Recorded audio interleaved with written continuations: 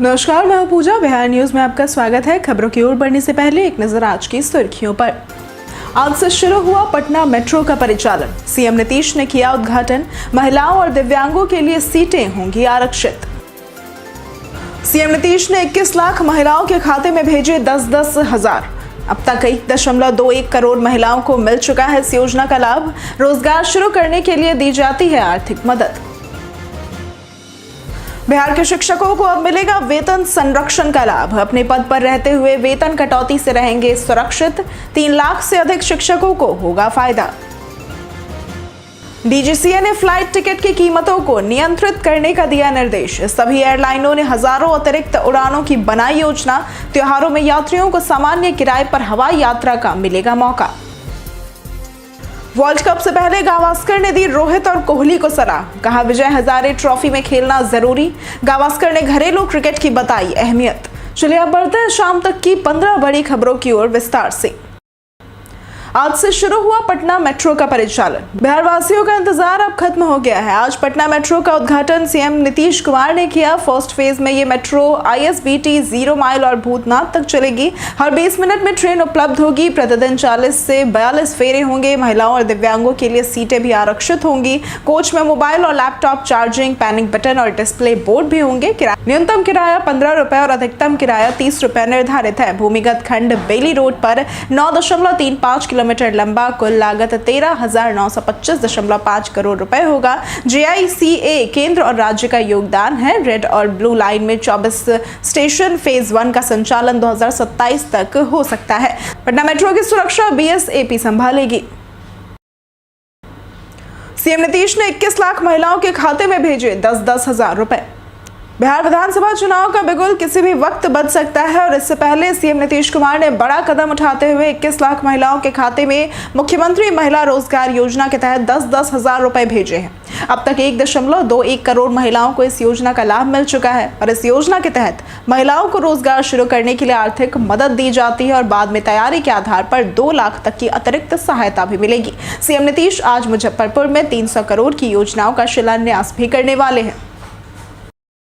बिहार में खुलेंगे 28 नए फायर स्टेशन। बिहार सरकार ने प्रदेश में 28 नए अग्निशमन कार्यालय खोलने की योजना बनाई है और इसके लिए 341 करोड़ रुपए स्वीकृत किए गए हैं और इसके अलावा फौरी तौर पर 84.31 करोड़ रुपए जारी किए गए हैं। नए केंद्रों के अलावा पुराने कार्यालयों को भी सुदृढ़ किया जाएगा और अत्याधुनिक फायर फाइटिंग उपकरण खरीदे जाएंगे। पटना के बाद फतुहा, मसौढ़ी, सिपारा, फुलवारीशरीफ, दानापुर के साथ साथ बेगूसराय, भागलपुर, सहरसा, सुपौल, मुजफ्फरपुर, खगड़िया, गयाजी, मधुबनी, बक्सर, पूर्णिया, भोजपुर, वैशाली और रोहतास में भी कार्यालय खुलेंगे। विभाग ने turn table ladder, hydraulic platform, fire fighting robot, drone और 2075 नए पदों की भी घोषणा की है।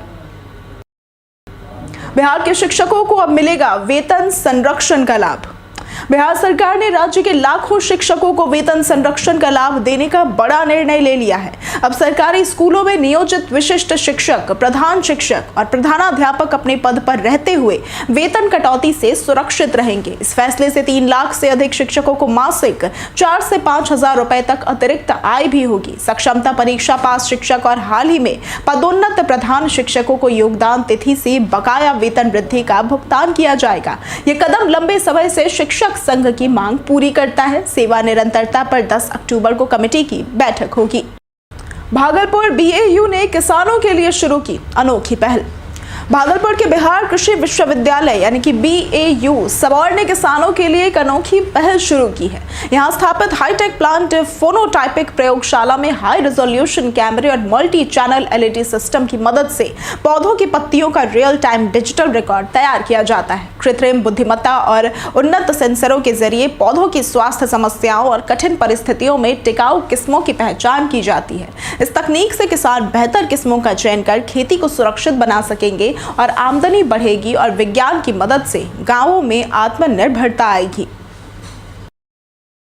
बिहार के इस जिले में 28 करोड़ की लागत से होगा ग्रामीण सड़कों का निर्माण।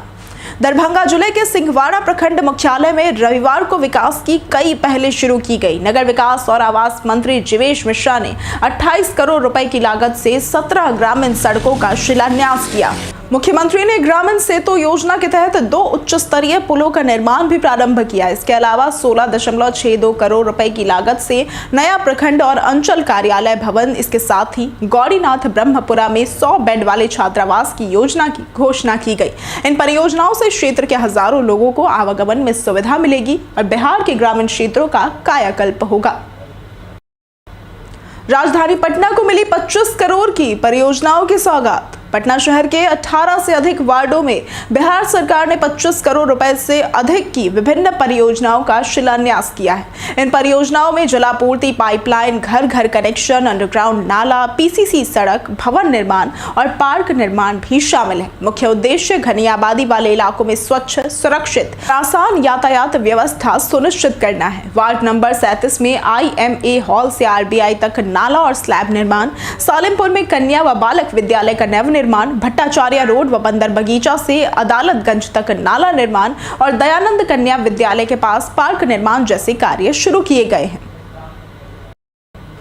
DGCA ने फ्लाइट टिकट की कीमतों को नियंत्रित करने का दिया निर्देश।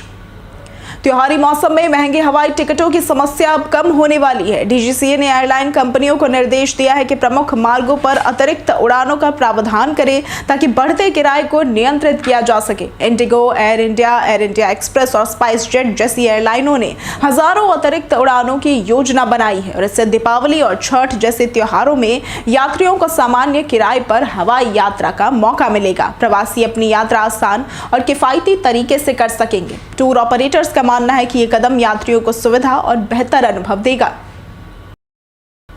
नालंदा में भगवान महावीर का निर्वाण पर्व 19 अक्टूबर से होगा शुरू।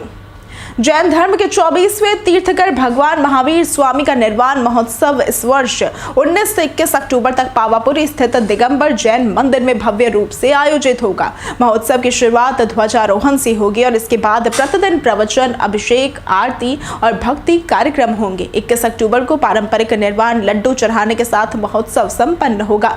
इस अवसर पर रथ यात्रा, प्रभात फेरी और भजन संध्या जैसे कार्यक्रम होंगे। देश भर से हजारों श्रद्धालु पावापुरी पहुंचेंगे और मंदिर समिति ने श्रद्धालुओं की सुविधा हेतु विशेष प्रबंध भी किए हैं। यह आयोजन महावीर स्वामी के उपदेशों से जुड़ने का एक अवसर देगा।